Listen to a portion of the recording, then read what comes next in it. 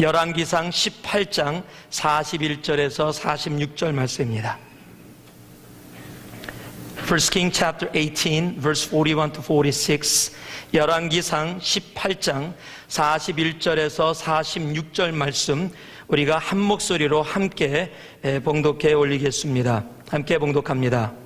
엘리야가 아합에게 이르되 올라가서 먹고 마시소서, 큰 비의 소리가 있나이다. 아합이 먹고 마시러 올라가니라.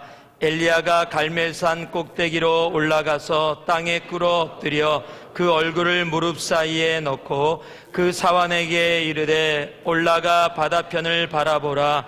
저가 올라가 바라보고 고하되 아무것도 없나이다. 가로되 7번까지 다시 가라. 7번째 이르러서는 저가 고하되 바다에서 사람의 손만한 작은 구름이 일어나나이다.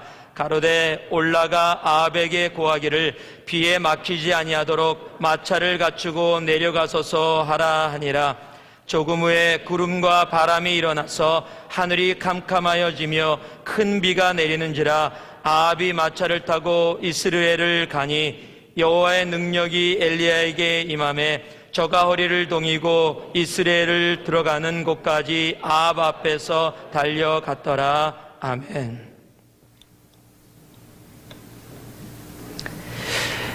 요즘 한국과 일본이 독도 이야기로 많이 좀 시끄럽습니다. 물론 요즘 이야기는 아닙니다. 오래된 이야기입니다. 그러나 요즘 우리 이명박 대통령께서 독도를 방문한 후에 굉장히 많이 좀 많은 얘기들이 오고 가고 있습니다. 요즘 얘기가 아니기 때문에 예전에 그래서 그 한국 분들에게는 독도라는 그 섬이 굉장히 그 민족을 나타내는 그런 섬이기 때문에 어떤 가수가 노래를 하나 지었죠. 여러분도 아마 다 아실 겁니다. 독도는 우리 땅. 제가 한번 1절 불러드릴까요? 혹시 모르는 분 위해서? 부르면 또 이 음이 좀 안 맞을 수가 있는데, 울릉도 동남쪽 백길 따라 200리 외로운 섬 하나 새들의 고향, 그 누가 아무리 자기네 땅이라고 우겨도 독도는 우리 땅, 우리 땅. 이렇게 얘기하는, 잘하시네요. 제가 근데 독도 얘기를 하려고 하는 게 아닙니다. 제가 대학교를 다닐 때 이 노래를 가지고 교과를 줬어요.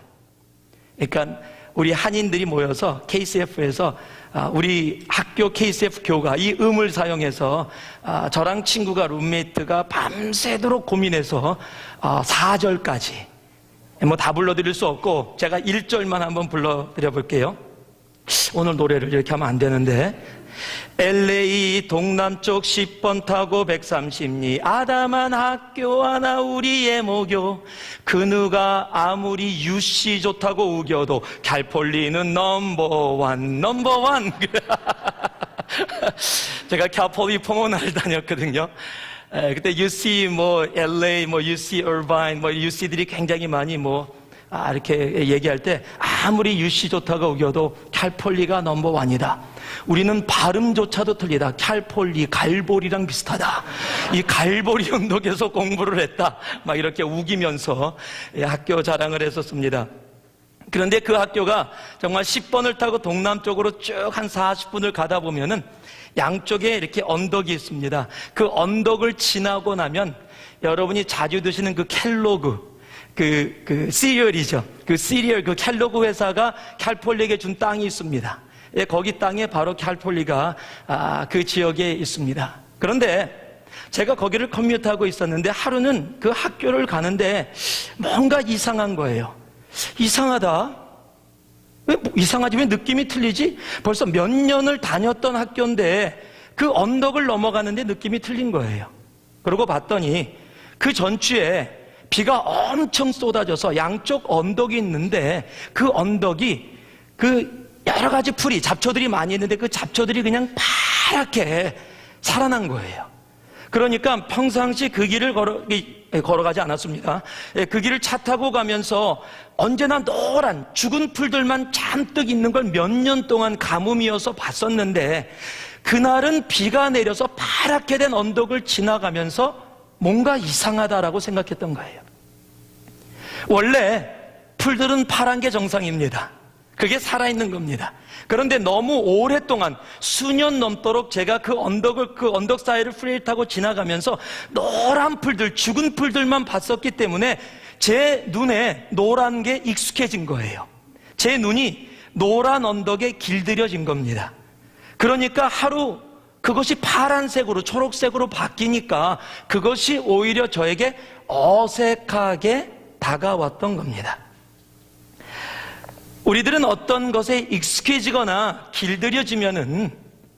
그러면은 그것이 정상이든 정상이 아니든 그것에 정상인 것처럼 반응하는, 오히려 비정상임에도 불구하고 비정상을 정상인 것처럼 반응하는 우리들의 익숙한 모습의 삶이 있는 겁니다.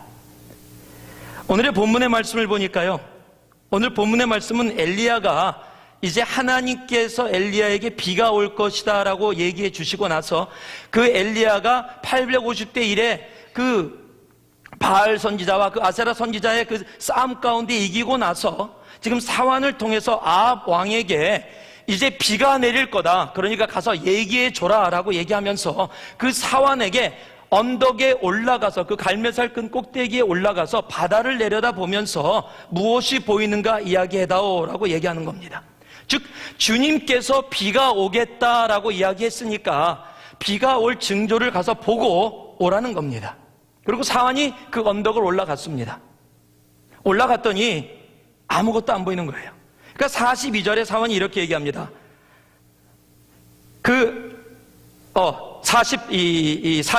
3절입니다. 그 사환에게 이르되 올라가 바다편을 바라보라. 저가 올라가 바라보고 고하되 아무것도 없나이다 라고 얘기하는 거예요. 아무것도 없나이다.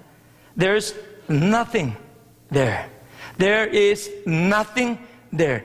저쪽 편을 보고 오라고 그랬는데 You told me that just see over there the oceans, but I don't see anything. There is nothing there.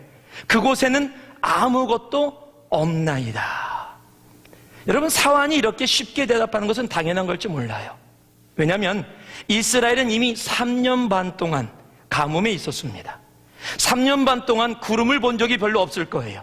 구름을 봐도 조그만 구름, 지나가는 구름이었을 뿐이고 언제나 푸른 하늘, 너무 3년 반 동안 비를 못 봤기 때문에 3년 반 동안 그의 삶에는 구름이 없는 것이 너무 익숙했고 바다를 아무리 바라봐도 구름이 오지 않았고 아무 상황도 이루어지지 않았기 때문에 사환은 그것이 너무 당연하게 올라가서 보자마자 좀 살피고 보고 뭐가 있나 하는 것이 아니라 보고 안 보이니까 바로 내려와서 There is nothing there. 아무것도 없나이다. 여러분, 엘리야는 지금 어떤 모습으로 기도하고 있냐면 42절에 보면 무릎을 꿇고 머리를 무릎 사이에 집어넣고 간절하게. 여러분, 그런 기도 해보셨어요? 제가 이 말씀을 묵상하면서 해봤어요. 안 돼요. 힘들어요. 막 허리 땡기고요. 기도에 집중이 안 돼요, 저는. 그런데 왜 엘리야가 그렇게 하고 있습니까? 지금 간절함으로 기도하는 거예요. 무릎을 꿇고 머리를 무릎 사이에 집어넣고 하나님 앞에 간절함으로 기도하면서 사환에게 올라가서 보고 오라고 얘기한 거예요. 하나님이 말씀하셨으니까 분명히 무슨 징조가 보일 거고 그 일을 이루어 주실 거다. 그런데 사환은 보고 There is nothing there. 아무것도 안 보인다. 왜요? 이미 사환은 아무것도 없는 바다의 하늘, 구름 한 점 없는 바다의 하늘 3년 반 동안 길들여져 버린 겁니다. 너무 익숙해진 겁니다. 근데 여러분 아세요? 우리 크리스찬들은요, 아무리 이 세상 가운데 살아간다 할지라도 그렇게 세상에 길들여지고 세상에 익숙해져서 세상이 원하는 그런 이야기를 쉽게 해서는 안 되는 사람들입니다. 그것이 크리스찬의 삶이어야 돼요. 아무리 내가 3년 반 동안 가뭄 속에 있었다 할지라도, 하늘에 아무것도 보이지 않는다 할지라도 하나님께서 비가 오겠다라고 분명히 엘리야 선지자에게 얘기했고, 그리고 사환도 그 옆에 있었다면 분명히 그 이야기를 들었을 거고, 그렇다면 비록 내 눈에 아무것도 보이지 않는다 할지라도 There is nothing there 하고 세상이 얘기하는 것처럼 그렇게 쉽게 얘기해서는 안 됩니다. 그럼에도 불구하고 우리는 우리의 삶 속에 너무 자주 아무것도 없다라고 이야기할 때가 많이 있습니다. 성경에도 그런 예가 열왕기하 4장 2절에도 적혀 있습니다. 우리 같이 한번 읽어볼까요? 열왕기하 4장 2절 말씀 우리 스크린에 나오는데 같이 한번 읽어보겠습니다. 시작. 엘리사가 저에게 이르되 내가 너를 위하여 어떻게 하랴? 내 집에 무엇이 있는지 내게 구하라. 저가 가로되 계집종의 집에 한 병 기름 외에는 아무것도 없나이다. 엘리야 다음에 선지자 엘리사라는 선지자입니다. 그 선지자도 거의 비슷한 상황을 처하게 되는데 어떤 집에 갔더니 남편은 죽고 아이들밖에 없는 상황 속에 정말 엘리사를 향해서 살려달라고 구원의 요청을 한 겁니다. 그랬더니 엘리사 선지자가 묻는 거예요. What do you have? What do you have? 자, 지금 엘리사 선지자는 너희 집에 무엇이 있느냐라고 물어봤어요. 그런데 기름 한 병 외에는 아무것도 없나이다. 한국말은 그렇게 적혀 있는데 영어로 보면 이렇게 있어요. I have nothing. 자, 무엇이 먼저 왔어요? nothing이 먼저예요. I have nothing. 나는 아무것도 없다. 거기다가 뭐라고? I have nothing at all. 아무것도 없다. 전혀 없다. 그 다음에 가서야 except a little oil. 뭐냐면요, 무엇이 있느냐라고 물어봤는데 아무것도 없다가 먼저 나오는 겁니다. 그리고 나서 오일 조금 있습니다. 여러분, 이것이 우리들의 모습일 때가 많아요. 하나님은 우리를 향해서 무엇이 있느냐를 찾고 계신데 나는 아무것도 없다라는 겁니다. 왜 이런 얘기가 나와요? 그 little oil, 그 조그만 기름을 가지고는 우리들이 살아갈 수 없기 때문에 이건 아무것도 아니라는 겁니다. It's a nothing. To me, the little oil is nothing. 그렇지만 하나님에게는 little oil이 nothing이 아니라 뭐예요? something이에요, something. 우리들의 모습이 그래요. 3년 반 동안 가뭄 속에 있었고 고난 속에 있었고 배고픔 속에 있었고 아픔 속에 있었기에 하나님은 우리를 향해서 What do you have? 무엇이 있느냐 물음에도 불구하고 우리는 아무것도 없습니다. I have nothing 이라고 대답할 때가 너무도 많다는 겁니다. 이것이 세상에 길들여진 모습, 다른 말로 하면 중독되어져 있는 모습입니다. 애딕되어진 거예요. 세상의 모습에 그렇게 중독되어져서 언제나 세상에 중독되어지면 세상의 열매는 간단합니다. 부정입니다. 네게티브입니다. 낙담입니다. 기브업입니다. 불평입니다. 컴플레인입니다. 언제나 세상은요, 살리고 위해주고 세워주고 끝까지 가고 이렇지 않습니다. 세상의 소리는 언제나 포기하게 만들고 더 이상 가지 못한다고 얘기하게 만들고 부정적으로 바라보게 만들고 그리고 입술을 열어 언제나 불평할 조건을 찾게 만듭니다. 여러분, 세상은 그것이 원래 모습이에요. 그 세상 속에 중독되어지다 보니까 What do you have? 하면 저는 오일이 조금 있습니다 라고 얘기하면 되는데 그 마음속에 담겨 있었던 것은 뭐였어요? Nothing이라는 거예요. I have nothing. 그 사환도 아무것도 보이지 않습니다. 아무것도 없습니다라고 얘기하는 거예요. 한번 중독되면 벗어나기가 쉽지가 않아요. 여러분 기억하시죠? 제가 예전에 한번 잠깐 나눴던 예화인데 오늘 말씀하고 연결이 돼서 다시 한번 나누는데 어떤 청년이 잠을 자다가 일어났습니다. 근데 꿈에서 일어나자마자 뭐라고 외치면 자기가 죽었다는 겁니다. I'm dead, I'm dead. 막 가족들이 달려서 안 죽었다고 설득을 하는데도 말을 안 들어요. 그래서 할 수 없이 병원을 데려갔습니다. 의사가 아무리 설득을 해도 안 들어요. 결국 증명할 수 있는 방법밖에 없습니다. 그래서 시체실로 데려갔습니다. 그리고 시체를 하나 꺼내서 시체 팔에다가 칼을 쫙 껐습니다.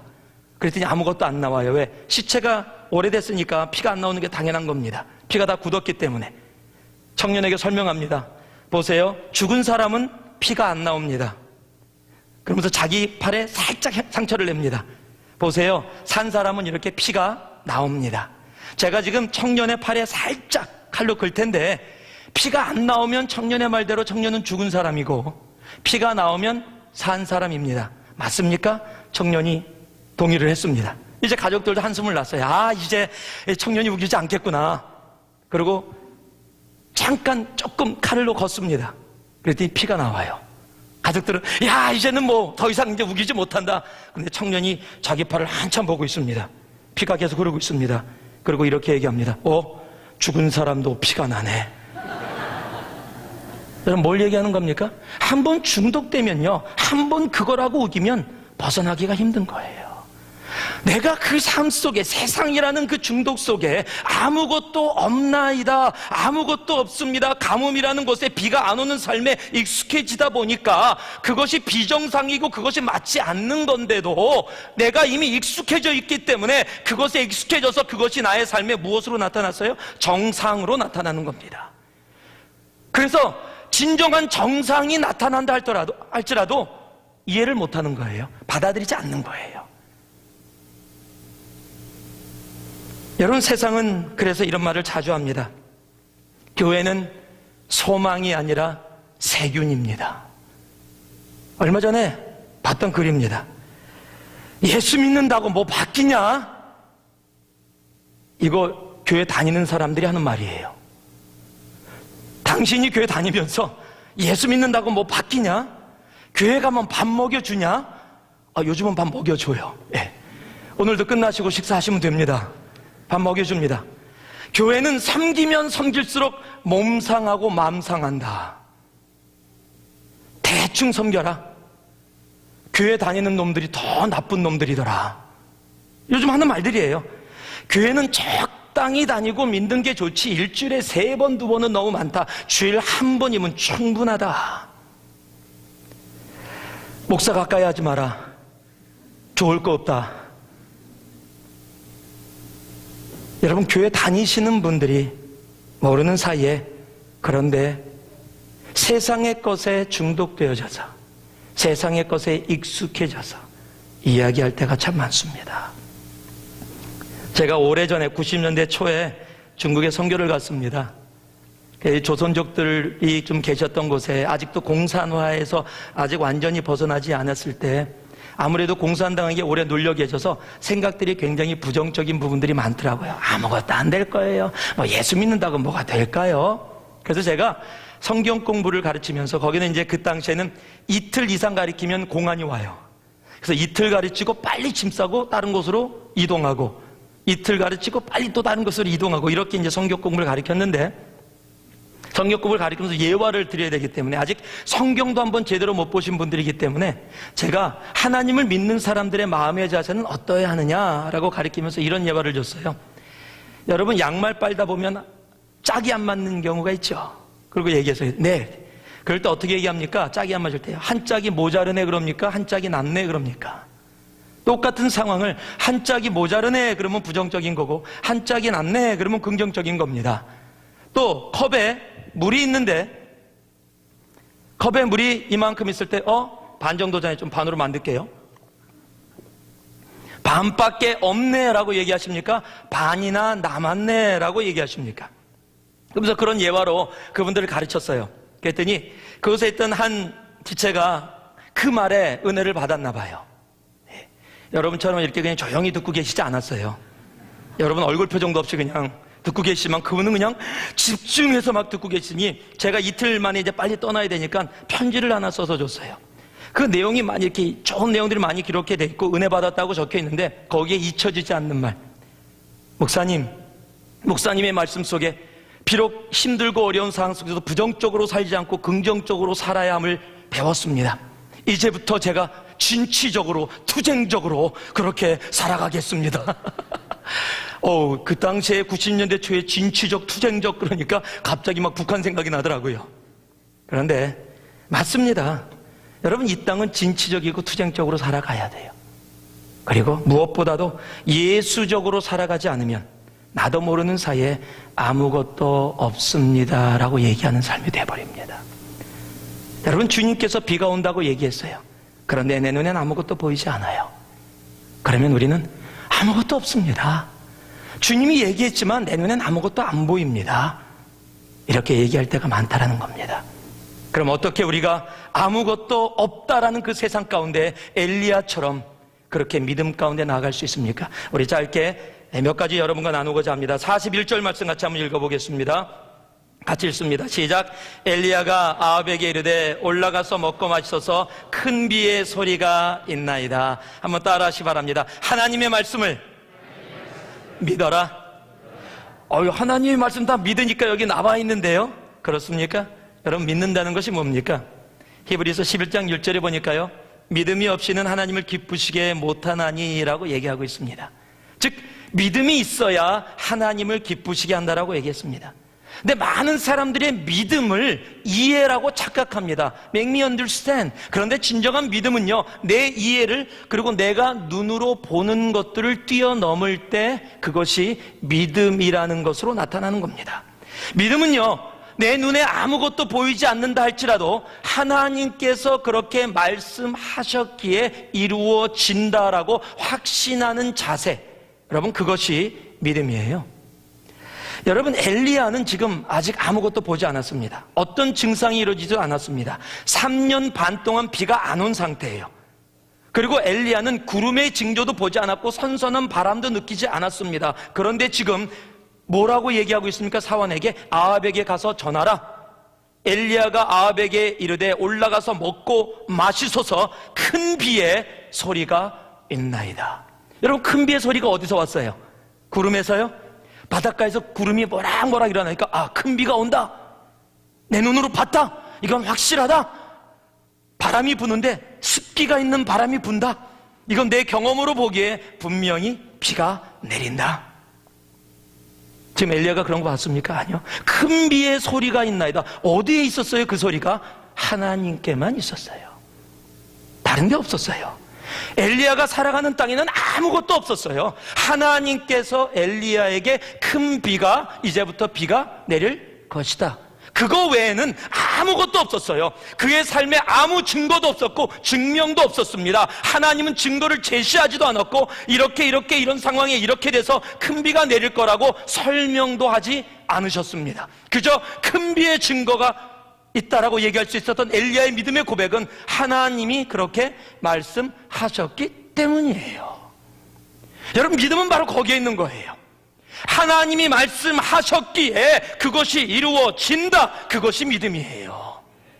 세상이 하나님이 말씀하신 것을 against에서 간다 할지라도 하나님이 그렇게 말씀하셨으면, 그리고 그것을 믿으면 그것이 그때로 이 땅에서 이루어지는 겁니다. 여러분, 하나님 믿고 계십니까? 하나님 말씀 믿고 계십니까? 아무 상황도 이루어지지 않았는데 엘리야는 그것을 믿었어요. 하나님의 말씀을 100% 믿었다는 겁니다. 믿음장이라고 부르는 히브리서 11장 1절에 보면 11에서 1장이 믿음의 이 정의를 이렇게 내립니다. 믿음은 바라는 것들의 실상이요 보지 못하는 것들의 증거니. 즉 보지 못하는 것, 내 눈에 안 보이는 것, 내가 경험할 수 없는 것, 내가 느낄 수 없는 것, 이것이 믿음이다라고 얘기하는 겁니다. 사화는 지금 안 보인다는 겁니다. 하나님이 비가 온다고 얘기했는지 안 했는지 몰라도 내 눈에 아무것도 안 보인다라는 겁니다. 그런데 그 안 보인다는 사원에게 엘리야는 뭐라고 얘기합니까? 7번까지 올라가라. 여러분, 7번이라는 것은 완전한 숫자입니다. 그냥 7 그러면 럭키 7 이렇게만 생각하시면 안 돼요.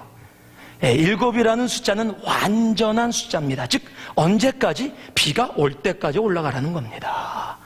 하나님이 온다 얘기했기 때문에 올라가서 분명히 하나님이 온다고 얘기했기에 그 증거들이 나중에라도, 지금 안 보여도 보일 거다, 그러니까 끝까지 올라가라는 겁니다. 증거가 있기 때문에 하나님의 말씀이 진리가 아니라 하나님의 말씀이 진리기 때문에 증거가 나타난다라는 겁니다. 여러분, 얼마로 믿고 사셔야 돼요? 하나님의 말씀이 진리라는 것을 믿을 때 우리의 삶의 그 진리의 증거들이 나타나기 시작하는 겁니다. 증거들을 보기 때문에 그것으로 증명을 해서 하나님의 말씀이 진리야라고 나가는 것이 크리스찬 삶이 아니라는 겁니다.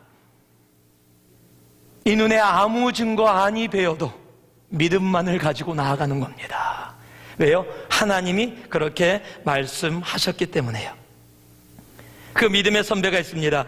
동일한 히브리서 11장에 보면 7절에 이렇게 적혀 있습니다. 믿음으로 노아는 아직 보지 못하는 일에, 믿음으로 노아는 by faith the Noah when warned about things not yet seen.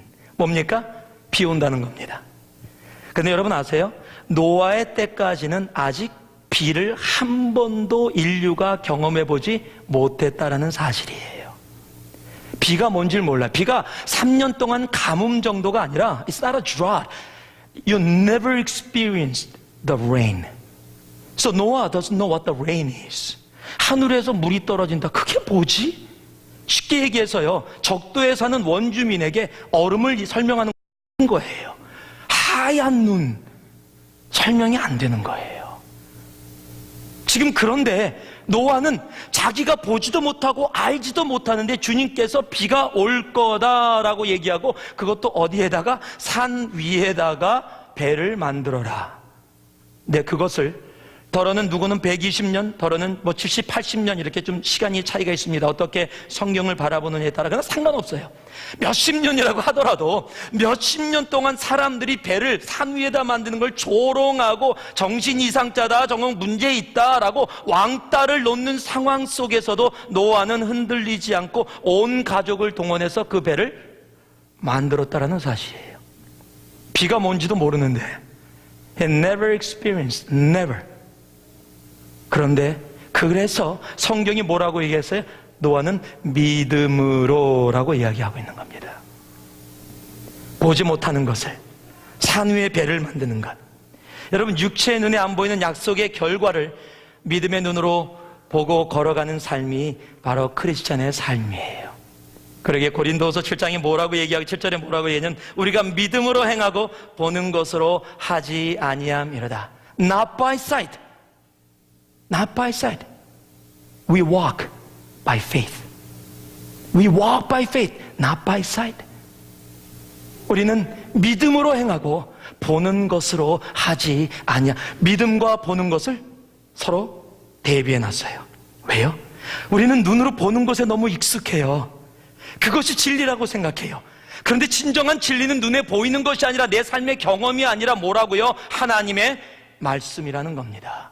그 말씀을 믿을 때 아무것도 없나이다의 삶에서 작지만 있는 삶으로 변하고, 그 작은 것이 큰 비를 내리고 부흥의 역사를 이루게 되는 겁니다.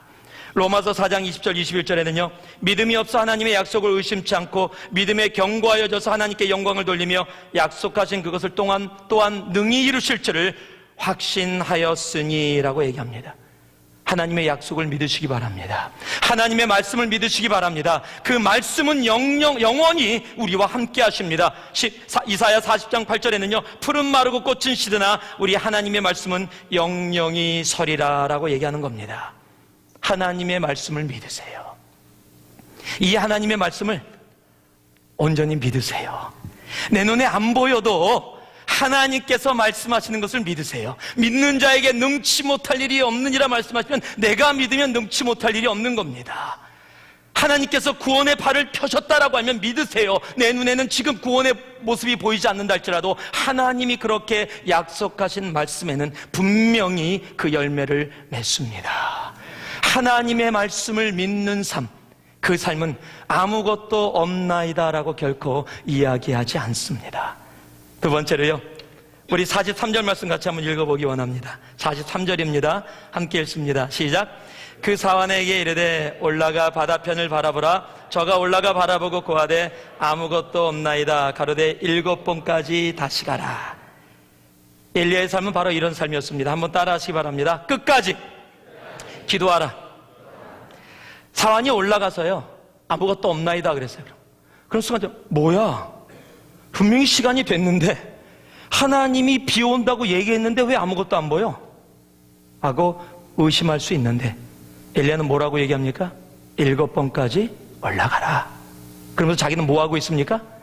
머리를 무릎 사이에다 놓고 끝까지 기도하는 겁니다. 보통 우리는 그래요. 사환을 보고 올라가라. 근데 아무것도 없나이다. 없어? 잠깐 기다려봐. 진짜 안 보이네? 우리 그럴 때 되게 많아요. 기도한다고 딱 했는데 무슨 일이 터졌대. 그래? 잠깐 기다려. 내가 해결할게. 여러분, 아니에요. 아무것도 안 보인다고 얘기해도 하나님이 우리에게 원하시는 건 뭐예요? 기도예요. 끝까지 기도하세요. 아무것도 안 보인다에 나가지 마세요. 그냥 사환에게 7번까지 올라가라. 하나님이 하신다고 했으니까 분명히 하실 거다. 내가 할 바는 뭐라? 끝까지 기도하는 거다. 여러분, 하나님이 약속을 해주셨음에도 불구하고 엘리야는 끝까지 기도해요. 왠지 아십니까? 하나님의 약속과 우리의 온전한 기도가 만날 때 이 땅에 하나님의 기적이, 부흥의 역사가, 큰 비가 내리는 겁니다. 여러분, 코끼리를 이쑤시개로 죽이는 법 아십니까? 예, 그렇죠. 예. 두 가지입니다. 죽을 때까지 찌르든지, 찌르고 죽을 때까지 기다리든지. 뭘 얘기해요, 여러분? 예, 뭐 농담이에요. 예, 별로 여러분 다 아시는 거라서 별로 웃지도 않고, 이런 거 얘기해주면 좀 이렇게 웃어주시고 그래야 되는데, 예? 어찌됐건 간에 뭐예요? 이미 끝까지 하라는 겁니다. 끝까지. 포기하지 말라는 겁니다. 누가복음 18장에 보면요, 1절에 이렇게 적혀 있습니다. 항상 기도하고 낭망치 말아야 할 것을 저희에게 비유로 하여. 항상 기도하고 낭망치 말아야 할 것. 기도와 낭망, 이것을 영어 NIV에 뭐라고 해요? Always pray and not give up. 포기하지 말고 언제나 기도해야 할 것을 비유로 말씀하시면서 어떤 비유를 주시냐면 악한 재판관의 비유를 주세요. 악한 재판관이 있는데 어떤 여인이 와서 원수를 갚아주세요, 갚아주세요 그랬는데 그 재판관이 이렇게 생각합니다. 나는 하나님을 경외하지도 않고 사람을 사랑하지도 않는데 이 여인이 하도 와서 바더를 하니까 그냥 놔두면 내가 너무 귀찮을 거다. 그러니까 이 여인의 그 청혼을 들어주는 게 낫다. 악한 재판관도 그렇게 끝없이 요구하는 사람에게 그렇게 반응할진데 하물며 너희를 사랑하는 하늘에 계신 아버지가 너희의 간절함으로 끝까지 기도함을 들어주지 아니하시겠느냐. 여러분 어떠세요? 여러분 기도하다가 중간에 포기하지 않으세요? 더러는 여러분의 시간을 정해놓고 40일 금식 기도합니다. 주님 40일 금식 기도 끝날 때까지 응답해 주세요. 하나님, 제가 새벽 기도를 100일 동안 쌀 건데 100일 안에 우리 처녀총각들이 그래요. 이 형제가 내 짝인지 아닌지, 이 자매가 내 짝인지 아닌지 보여주세요. 안 보여주면 어떡할 건데요? 그럼 또 100일 늘려요? 주님이 여러분의 시간에 맞춰서 응답하셔야 됩니까? 여러분에게 여러분이 100일 기도했다고 하나님 100일 기도했는데 응답 안 해줘. 하나님 나 바꿀래요? 바꾸실 겁니까? 왜 여러분이 시간을 정해놓고 하나님의 시간까지 7번까지 끝까지 완전한 때까지 기도하지 않고 왜 여러분의 시간을 정해놔요? 하나님이 자동 판백입니까? 돈 넣고 버튼 누르면 드르륵 하고 나와요, 내가 원하는 거? 정말 많은 사람들이 하나님을 자동 판맥이라고 생각해요. 그래서 돈 넣고 왜 안 나와 이거? 그러고 발로 차요. 내가 기도했는데 왜 응답 안 주시는 거야? 내가 40일 금식을 했는데 왜 안 주시는 거야? 내가 100일 새벽 기도를 했는데. 여러분 4시간을 정해놓고 주님은 4시간이 아니에요. 끝까지예요. 7번까지입니다. 끝까지 가라는 겁니다. 마태복음 7장 7절에는요 구하라 찾으라 두드리라 라고 얘기하는 거예요. 이것이 뭐예요? 끝까지 기도하라는 겁니다. 구하라 주실 것이요, 찾으라 찾을 것이요, 두드리라 그러면 너희에게 열릴 것이다. 끝까지 기도하라. 그러면서요 엄청난 말씀을 우리에게 주십니다. 이사야서 62장 이 7절 말씀을 보니까요 또 여호와께서 예루살렘을 세워 세상에서 찬송하게 하실 날까지 그로 쉬지 못하시게 하라. 그로 쉬지 못하시게 하라. 무슨 얘기예요? 우리가 끝까지 기도하라는 겁니다. 쉽게 얘기하면 우리가 기도하면 하나님이 움직이시고 우리가 기도 안 하면 하나님이 움직이지 않으신다. 우리 영적인 효자 효녀들이 너무 많아서 하나님 쉬게 하시느라고 기도 잘 안 하시는 분들 많이 계시죠? 저는요 우리 주님이 너무 피곤하실까봐 수많은 사람들의 그 기도 그냥 그거 다 케어해줘야 되니까 얼마나 피곤하시겠어요. 내 것까지 주님 앞에 그렇게 아려서 주님 피곤하게 하고 싶지 않아요. 나는 주님 편히 쉬게. 저는 한 3년간 기도 안 할 겁니다. 그렇습니까? 아니면 그냥 잠깐 하루에 1분 밥 먹을 때도 귀찮게 안 하려고 주님 감사 그리고 바로 먹는 그런 모습으로 살아가겠습니다. 그렇습니까? 아니요. 성경은 하나님으로 뭐라고요? 쉬지 못하시게 하라. 끝까지 하라. 포기하지 마라. 오래전에 해외 외신에 났던 이야기입니다. 의지의 한국인이라는 제목으로 해외 언론에 기사가 나서 오히려 한국이 알려졌던 기사인데요. 여러분 7전8기라는 말 아시죠? 홍수 안에 사전 오기도 아시죠? 나이 드신 분들 엄마나 챔피언 먹었어 뭐 그런 거 아시죠? 그런데요, 한국에서 959전 960기를 하신 분이 계세요. 68세 되신 할머니십니다. 그 할머니가 운전면허를 따기 위해서 2005년 4월부터 2010년 5월까지 무려 960번을 도전하셨어요. 60점을 100점 만점에 60점을 맞아야 실기를 패스하는데 맨날 30점, 40점만 맞으셨어요. 그런데 60세 넘으셔서 도전하셨는데 68세 5년 동안 960번의 운전 테스트를 거쳐서 드디어 960번째 60점을 맞아서 운전면허를 따셨습니다. 68세에 의지의 한국인. 아마 960번째 안 됐으면 이분 정말 인생 다 하는 순간까지 운전면허 도전하셨을 거예요.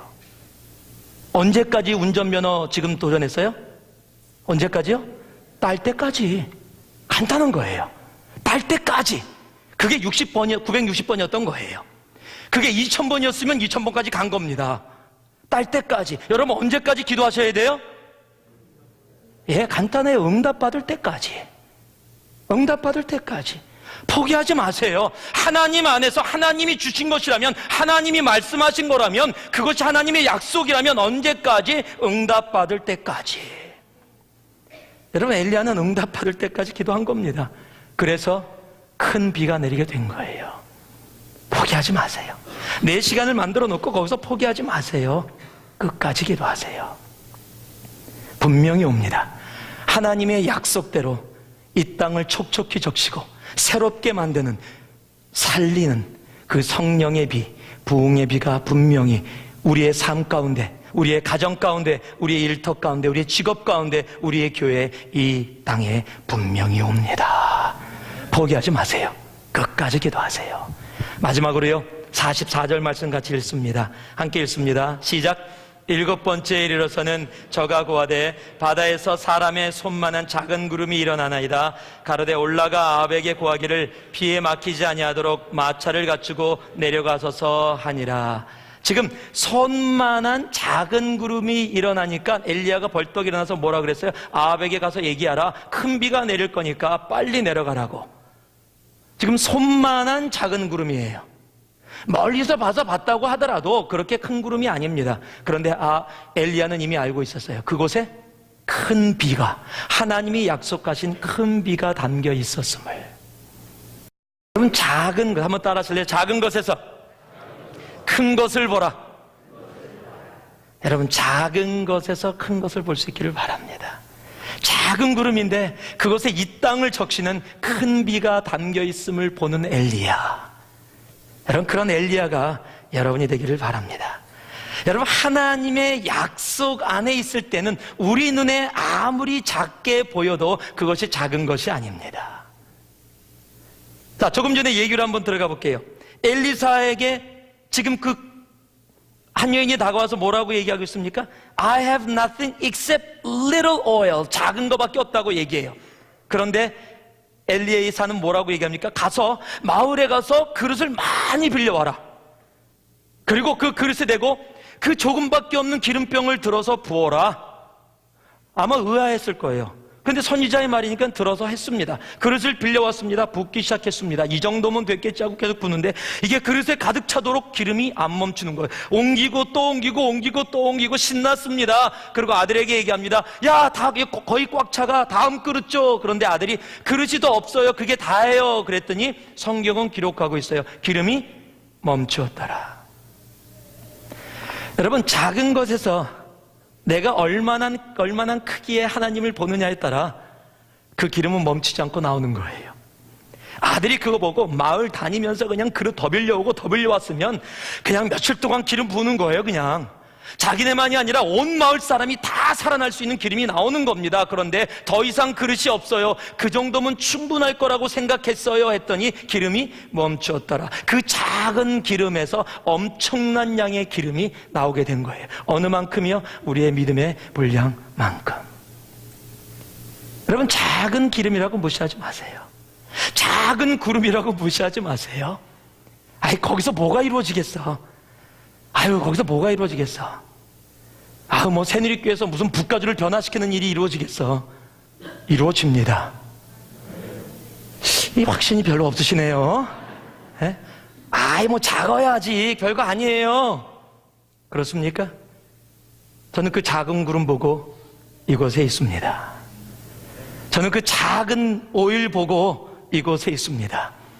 하나님이 새누리를 통해서 이 땅을 변화시키는 일을 하나님이 말씀하여 주셨기에 작은 구름밖에 없다 할지라도 그 작은 구름 안에 담겨있는 그 조그만 오일에 담겨있는 하나님의 약속이 있기에 그것이 작은 오일로 작은 구름으로 머물러 있지 않고 영원히 부어지는 하나님의 축복의 기름이 되고 이 땅의 마른 땅을 촉촉히 젖히고 열매를 생명을 되살리는 하늘의 부흥의 비가 될 것을 믿고 이 자리에 서 있습니다. 하나님이 그렇게 약속해 주셨기 때문이에요. 그 약속 때문에 오늘도 이곳에서 하나님 앞에 예배를 드리며 그 약속으로 인하여 여러분 앞에 하나님의 말씀을 담대히 선포하는 겁니다. 작은 것에서 큰 것을 보세요. 그러면 아무것도 없다라고 얘기하지 않습니다. 예수님이 이 땅에 오실 때 작은 아기 예수였습니다. 누울 곳이 없어서 구유에 누웠습니다. 세상 아무도 알아주지 않았습니다. 그런데 동방박사 세 사람이라고 얘기하면 안 돼요. 몇 사람인지 모릅니다. 근데 우리가 익숙해졌어요. 동방박사 세 사람이 하여튼 왔어요. 그리고 그 아기 예수를 경배합니다. 수많은 사람들이 그곳에 있었지만 아무도 몰랐어요. 그런데 그 작은 아기 예수 안에 있는 이 인류의 구원을 그들은 보았던 겁니다. 그 작은 예수 안에 그 인류를 구원할 메시아라는 엄청난 크기, 아니 말로 표현할 수 없는 그 메시아를, 그 작은 아기 예수, 그 말구 위에 누운 그 조그만 방에 누운 한 여인이 안고 있는 그냥 보잘것없는 아기 그 안에서 하나님의 구원의 역사를 본 겁니다. 여러분, 동방박사 목자들 말고 또 본 사람이 있어요. 누군지 아세요? 사탄이에요. 사탄은 봤어요. 사탄은 알고 있었어요. 그래서 헤롯을 통해서 아기 예수를 죽이기 위해서 그 당시에 태어난 모든 아이를, 아기 예수를 죽이기 위해서 다 죽여버립니다. 사탄도 그 작은 아기 예수 안에 담겨있는 인류의 구원을 보았기 때문이에요. 그런데 예수를 믿는 우리들이 그 작은 예수 안에 담겨있는 인류의 구원, 우리는 그것을 볼 수 있어야 합니다. 여러분, 작다고 무시하지 마세요. 작은 거라고 아무것도 할 수 없다라고 얘기하지 마세요. 나는 작아서, 나는 예수 믿은 지 얼마 안 돼서, 나는 영어도 제대로 못해서, 나는 갖춘 게 별로 없어서, 나는 돈이 없어서, 나는 능력이 없어서 나는 할 수 없다라고 얘기하지 마세요. 하나님의 약속이 그곳에 있다면 아무리 작아도, 아무리 작은 구름이라도 그 작은 구름 안에 그 땅을 덮이는 큰 비가 담겨 있는 겁니다. 적당한 믿음으로 그 작은 구름을 대하지 마세요. 적당한 믿음으로 그 기름을 대하지 마세요. 넓히세요. 크게 벌리세요. 더 많이 갖고 오세요. 그 작은 구름 안에 부어주실 하나님의 능력을 기대하세요. 마음속에 담으세요. 그럴 때 하나님이 여러분에게 예비하신 그 성령의 그 비를 내려주실 것입니다. 그 한없는 그 기름, 그 하나님의 축복을 하나님께서 우리의 삶 속에 더해 주실 겁니다. 그러기에 시편 81편 10절을 보니까요, 입을 크게 벌리라 내가 채우리라 라고 말씀하시는 겁니다. 내 입을 크게 넓게 벌리라 내가 채우리라. 비록 지금 내 눈에 조그만 것이 보인다 할지라도 그 조그만 것에 담겨있는 하나님의 엄청난 크기의 약속, 조그만 아기 예수로 오신 그 예수 안에 담겨있는 인류의 구원의 그 십자가의 역사, 그 부활의 역사를 믿음의 눈으로 볼 수 있기를 바랍니다. 말씀을 마무리합니다. 세상은 아무것도 없다. 아무것도 없다. There's nothing there. There is nothing. 내 인생을 돌아봐도 There is nothing. 아무것도 없다라고 얘기합니다. I have nothing. 지금 여러분 그렇게 얘기하고 계신지 모르겠어요. 우리의 관계 속에는 There is nothing. No connections, no relationship. 부부 사이에 아들과 아들의 삶 속에는 There is nothing. I don't see any hope. There is nothing. 그곳엔 아무것도 없다라고 여러분 보고 계실지 몰라요. 지금 여러분의 인생이 실패의 반복이 되어서 In my life there is nothing there. Nothing. 아무것도 없다라고 얘기하고 계실지 모르겠어요. 여러분의 신앙생활 가운데 Nothing. 아무것도 바라볼 수 없습니다. 소망이 없습니다. 더러는 자신이 섬기는 교회를 바라보면서도 I have nothing. I don't see any hope. 이라고 얘기하고 계실지도 모르겠어요. 여러분 세상에 길들여진 고백을 하지 마시고요. I have nothing이라고 얘기하기 전에 I have something. 나는 무언가가 있습니다 라고 고백할 수 있길 바랍니다. 아무것도 보이지 않는 바다 가운데서 엘리야는 무릎을 꿇고 그곳에서 기도하며 7번까지 그 언덕에 올라가 계속 바라보라고 얘기합니다. 왜요? 하나님의 약속이 있었기 때문입니다. 그 하나님의 말씀을 믿으시기 바랍니다. 그리고 없다라는 소리가 들려도 기도하다가 일어나지 마세요. 없어? 내가 확인해 볼게. 진짜 없네? 안 되네? 그렇게 얘기하지 마세요. 끝까지 기도하세요. 무릎 사이에 얼굴 집어넣고 주님 약속하셨으니 이루어짐을 믿습니다. 눈물을 흘려 끝까지 기도하세요. 작은 구름이 일어날 겁니다. 작은 구름이 일어난다고 실망하지 마세요. 그 작은 구름 안에서 하나님이 담고 계신 하나님의 구원의 역사, 그 작은 구름 안에 담겨 있는 겁니다. 아기 예수 안에 이 땅을 구원하는 구원의 역사가 담겼듯이 이스라엘에는 조그만 땅에 그 갈보리 언덕 위에 있었던 사람이 알아주지도 못했던 그 죄인들이 못 박혔던 그 십자가에 담겨 있었던 그 예수 안에 인류의 구원이 담겨 있었듯이 여러분 그 하나님 여러분 삶 속에 일으키는 그 작은 것 안에 하나님의 엄청난 역사를 담아주시는 겁니다. 하나님의 약속의 말씀을 믿으세요. 끝까지 기도하세요. 그리고 작은 것에서 큰 것을 보시는 이 시대의 엘리야의 역사를 여러분의 삶에서 온전히 이루시기를 주님의 이름으로 축원합니다. 함께 기도